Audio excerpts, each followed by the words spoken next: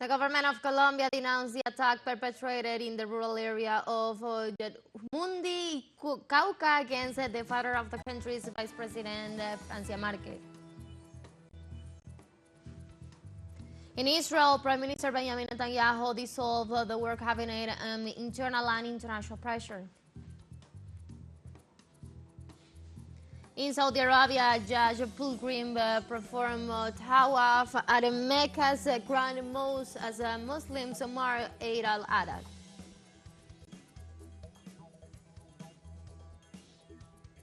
Hello, welcome to From the South. I'm Ana Marrero from the teleSUR headquarters in Caracas, Venezuela. We'll be with the news. Stay with us.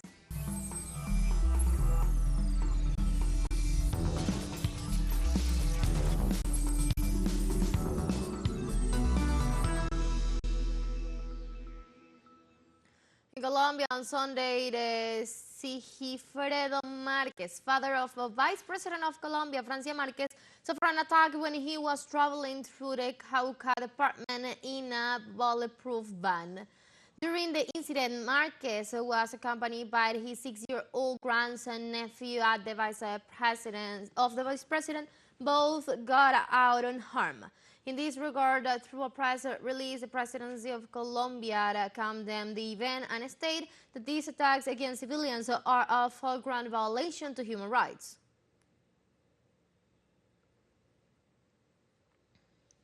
Vice President Francia Marquez expressed the following through the social network X.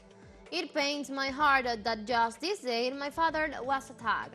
I report that my father, along with my 6-year-old nephew and 2 men of protection, suffered an attack on the Suarez Cali Road near the Timba. Fortunately, they were unharmed and are well.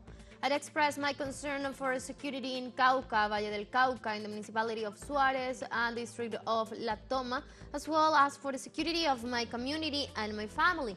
I request the Office of the Attorney General of Colombia to open the relevant investigation to clarify these events.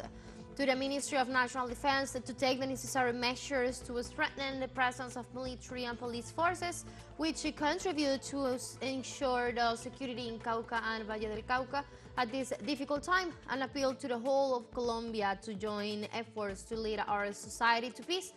If we work together, we can turn this page of pain and violence.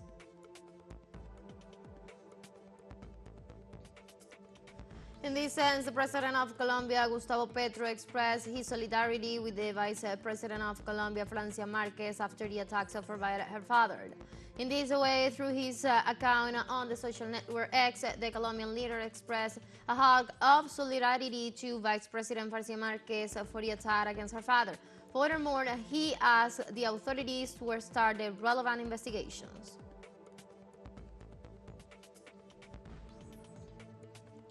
And now we go to Argentina, where studies revealed that the economic situation of citizens worsened by over 50% under the government of Javier Milei. The poll by the consulting firm Suban Córdoba indicates that the majority of Argentinians warn that the administration of Javier Milei is collapsing the state along with its judgment policies. In relation to this, over 63% of Argentinians confess that they must work more than obtain the same living standard as in 2023, while 54.9% restored their saving to make ends meet.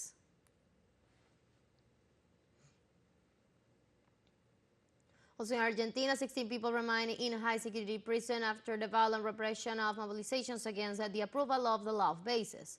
In this context, 5 days after the brutal repression against the peaceful demonstrators who were trying to reach the National Congress, a total of 16 people, among them university students, continue to be detained. It should be noted that before being transferred to the prison, they were held in an illegal detention for 48 hours, accused of terrorism.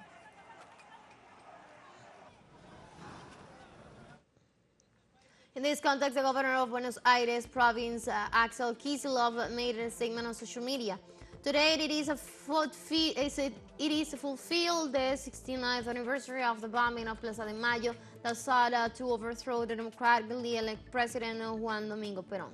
The incident claimed the life of hundreds of Argentine men and women, one of the most atrocious events in our history. Democracy must be cared for and strengthened so that hatred and violence never again take over our country.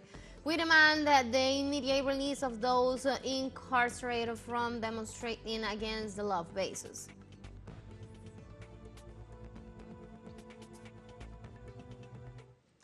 And in the United States, authorities in the town of Meru in the state of Massachusetts report a shooting that occurred on Sunday during a private party. In this way, police stated that the shooting left 8 people injured, all young between the age of 17 and 22, and 2 of them are in critical conditions in a hospital. In this regard, the chief of police of Marin City, Scott McNamara, said that no suspect had been identified nor have the weapon used in the attack been recovered. At least 7 victims suffering from gunshot wounds, and another victim with injuries not sustained from a gunshot. It looks like a fall while running. As mass shootings incidents increase in the United States, let's go over some updated figures regarding gun violence in the country. According to data published by the gun violence issue organizations, 227 mass shootings have been reported in the country so far in 2024, including at least 11 mass murders qualified as events in which more than 4 people died. These statistics showed that the total death toll is in episodes related to gun amount to 7,708, with 653 of the victims being minors, 105 of them were children under the age of 11, and 548 teenagers.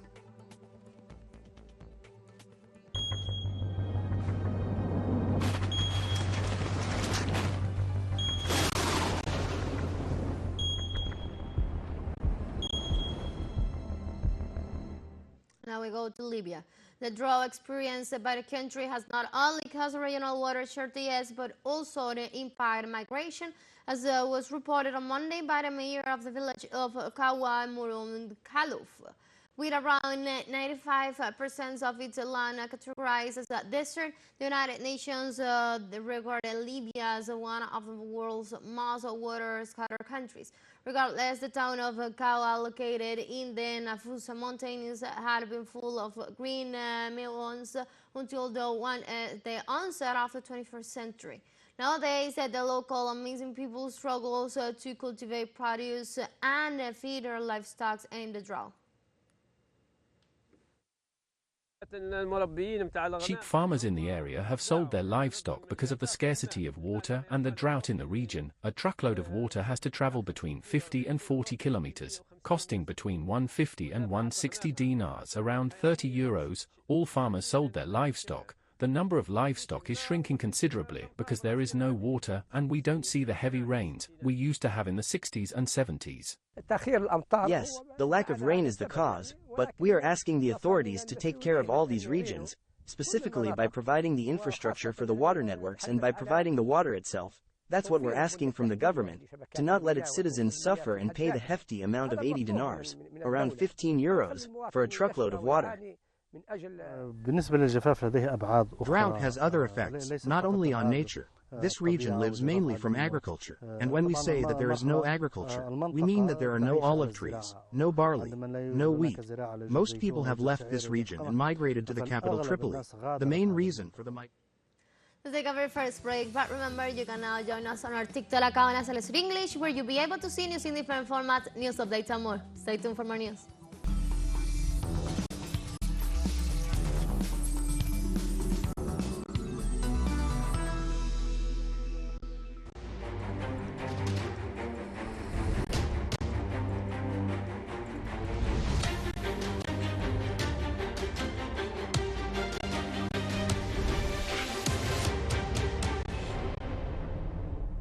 Welcome back to From the South. The Prime Minister of Israel, Benjamin Netanyahu, decided to dissolve the war cabinet created after the operation of the Palestinian resistance Al-Aqsa Flood launched on October 7, 2023. The dissolution of the World Cabinet happens barely a week after the leader of the National Unity, ex-General Benny Gantz, and his partner, the Gadi Eisenkot, resigned due to the disagreement with Netanyahu, whose positions are now claimed by the extreme right.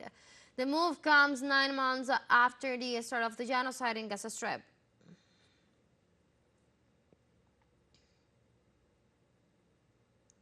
Also, in Palestine, interlineage families have been wiped out as a result of the genocide perpetrated by Israel in the Gaza Strip. According to the journalistic investigation, reported that at least 60 cases in which Palestinian families has lost at least 25 of their members due to the Israeli attacks. According to reports, some bombings have killed 4 generations of the same family.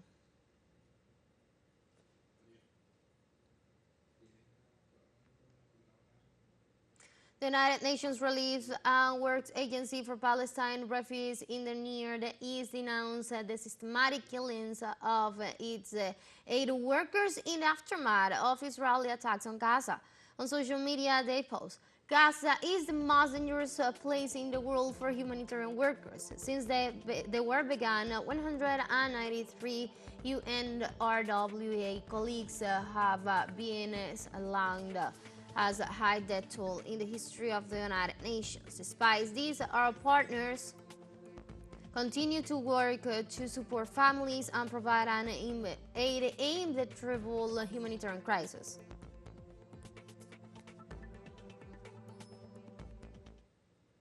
Chinese Prime Minister Li Qian and Australian Prime Minister Anthony Albanese agreed on properly managing their differences and advancing in bilateral cooperation. The Chinese Premier is on an official visit to Australia from Saturday to Tuesday. On Monday, he took part together with Albanese in the 9th annual Australia-China Leaders Meeting, where 4 bilateral cooperation agreements on trade, climate change, education, and research were signed. In this regard, the Chinese Prime Minister said that they are willing to improve coordination and cooperation with Australia at regional and international levels. There is a very broad space for cooperation between our two sides, and the potential for cooperation is extremely huge. As comprehensive strategic partners, China and Australia must build a solid foundation of trust, tighten the bond of prosperity, achieve our common development while moving forward hand in hand, and realize our respective dreams through close cooperation. For his part, Australian Prime Minister Anthony Albanese highlighted the importance of diplomacy to overcome differences. Without dialogue, we can't address any of the differences that arise between us. Australia and China have renewed and revitalised our engagement. We've agreed across today. We have a lot to do and a lot to look forward to. I want to thank you for taking the time to travel here and see the breadth of our great country. I know you have been here before, but once again, a very warm welcome to you here in Australia. Let's take our last break, but before we invite you to join us on our WhatsApp community for our English-speaking audience. You can scan the QR code on the screen to join directly and share the link to reach more people. Constant news coverage of Latin America and the Caribbean, as well as the rest of the world. Stay connected and informed with teleSUR. One financial breakdown. Go away.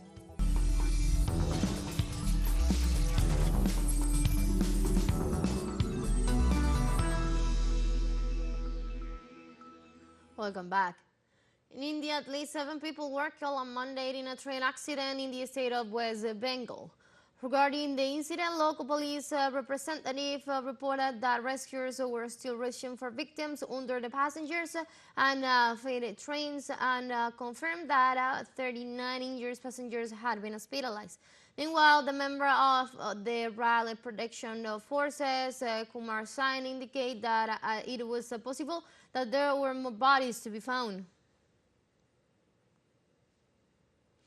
On the other side, Prime Minister of India, Narendra Modi, through his social network X, expressed his condolences to those who lost their loved ones in a train crash in West Bengal, as they also prayed for the early recovery of the injured, while assured that rescue forces will continue in the area in search for survivors.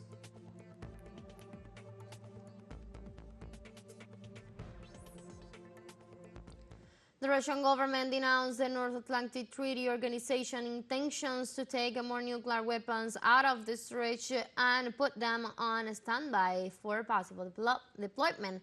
Kremlin spokesman Dmitry Peskov referred to a statement made earlier by NATO Secretary General Jens Stoltenberg who said that NATO members are assessing the possibility of using their nuclear arsenal as a deterrent to an alleged growing threat from Russia and China. The director of Russia's Foreign Intelligence Service, Sergei Narishkin, also commented on the matter and stated that these declarations only seek to intimidate Russia and should be taken calmly without giving them any importance. European Union countries gave their final approval to a measured and long-awaited plan to better protect nature in the 27-nation bloc. After surviving a close vote by lawmakers last summer, the so-called Nature Restoration Plan faced opposition from several member states, leaving the bill deadlocked on 4 months. The law, which aims to restore the U.S. ecosystem, species, and habitats, was finally adopted at a meeting of environmental ministers. This nature restoration plan is part of the U.S.-European Green Pact, which aims to set climate and biodiversity targets. According to the plan, member states will have to meet specific habitats and species restoration targets to cover at least 20% of the region's land and marine areas by 2030.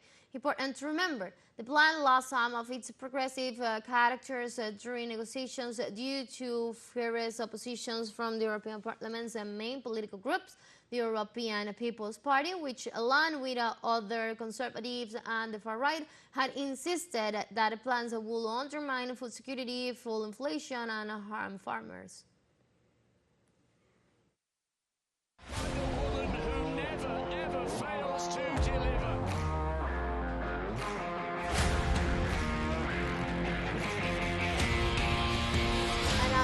Topics.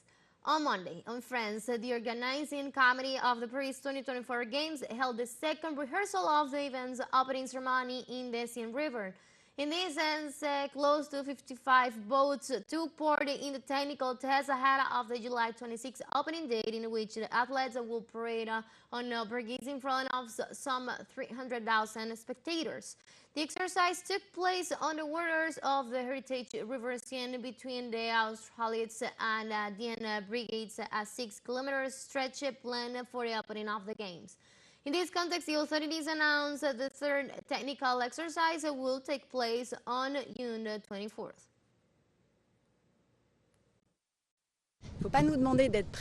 We shouldn't be asked to be ready early, but we will be ready on time. It's a commitment that we have made every day, and that will continue.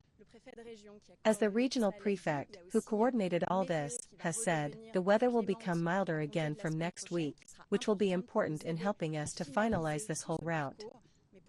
But for the time being, serenity is the key word, and we remain completely focused on the objective of our events, which will begin with the men's triathlon on July 30th.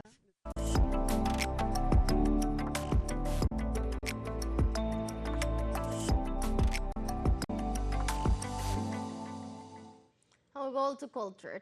In Caracas, Alba TCP will hold a cultural meeting, Alba's Drums or Heartbeats of Our Identity, from June the 20th to the 23rd. The initiative was created as a space to highlight the fraternity, solidarity, and cultural identity of the nations that make up the Bolivarian Alliance for the Peoples of our America's Peoples Trade Treaty, Alba TCP. In this context, a conference will be held on Caribbean identity and spirituality, culture, politics, economic, and cultural tourism, among other topics relevant to the region. The Drummers meeting will be the first of the Alba bloc, and it looks forward to establish itself as an alliance-born cultural platform.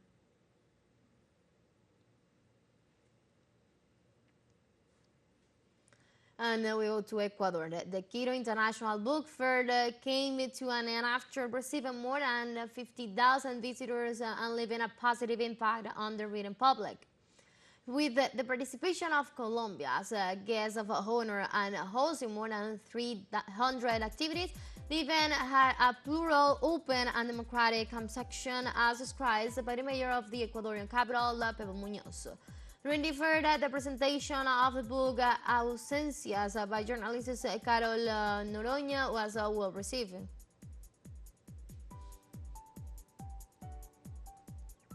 And finally, in culture, the National Ballet of Cuba is about to celebrate 10 years of collaboration with British Friends Group. The celebration will be carried out by the island's most important classical dance company, with 6 performances in the National Theatre of Havana from July the 5th to the 14th under the direction of Said Valdez, Cuban dancer and general director of the National Ballet of Cuba. On this occasion, they will perform Celeste by Annabel Lopez Ochoa and also premiered of Lucille, created by the Danish choreographer Johan Coburg, who is well known to Cuban audience for his performances at the Havana International Ballet Festival of 1998 and 2004. And with those stories, we have come to the end of this news brief, but you can find these and many other stories on our website at telesurenglish.net. You can also join us on our socials. We're on Facebook, on X, and on Instagram as well. For telesur English, I'm from the South, I'm Marrero. Thank you for watching.